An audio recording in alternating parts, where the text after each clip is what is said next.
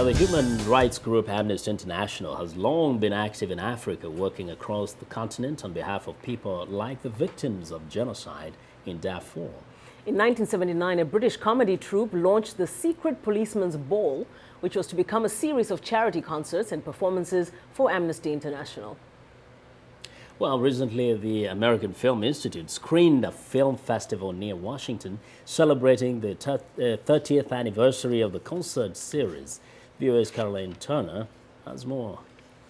Over the years, the charity benefit programs evolved to include comedians and rock musicians to inspire audiences and raise consciousness for human rights for Amnesty International. The first series of shows were known as the Secret Policeman's Ball, co-created by Monty Python's John Cleese, and prominently featured the comedy troupe and their rich repertoire of sketches.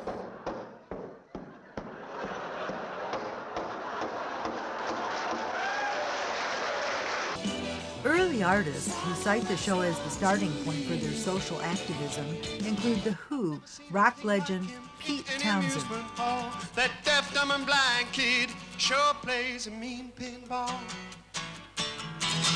and Sting.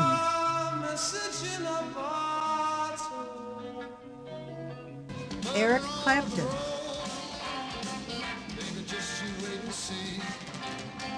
Bob Geldof went on to organize the Live Aid concerts to help Africa.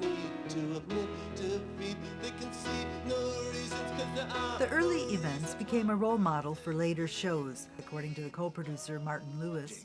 That there's always younger musicians and younger performers who say, I'm inspired by what those people did. They were my heroes. Now I want to do my version. The concerts raised consciousness and funds for Amnesty International, a Nobel Prize-winning grassroots activist organization that works to uphold human rights around the world.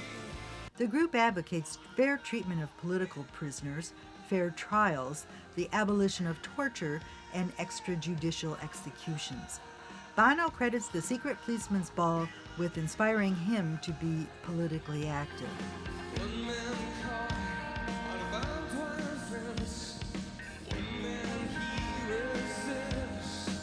Recording artist Peter Gabriel was an early supporter. Putting this information out is in itself a very powerful act. In 1986, the Conspiracy of Hope Tour celebrated Amnesty International's 25th anniversary.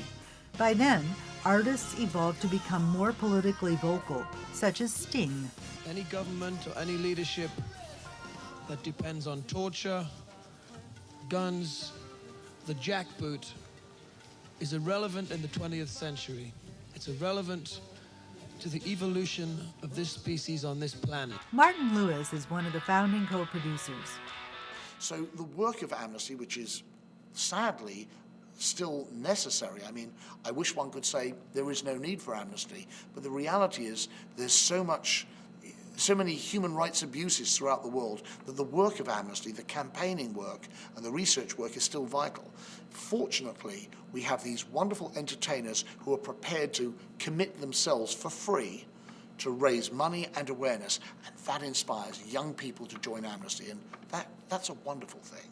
The 1988 Human Rights Now tour traveled to 5 continents and was viewed by 1 million people. Behind the scenes, artists meet and collaborate together. Their music carries the message. Bruce Springsteen is one of the celebrated rock musicians supporting Amnesty. By taking part in a tour like this, I have a chance to get on stage and just say that human rights is a human responsibility.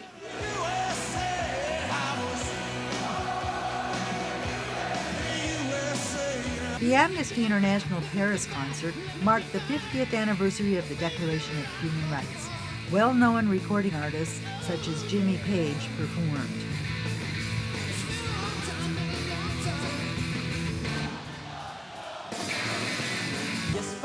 Tracy Chapman made her contribution. Talking about a revolution, talking about a revolution. We wouldn't be giving 6 weeks of our time and not getting paid if we didn't believe that this was hopefully going to affect some positive change. of salvation, wasting. The film festival celebrates 3 decades of performances for Amnesty International, which benefited by an exponential increase in public awareness and membership. Carolyn Turner, VOA News. Great piece, Carolyn Turner. And that's our show tonight. Thank you so much for watching. Good night.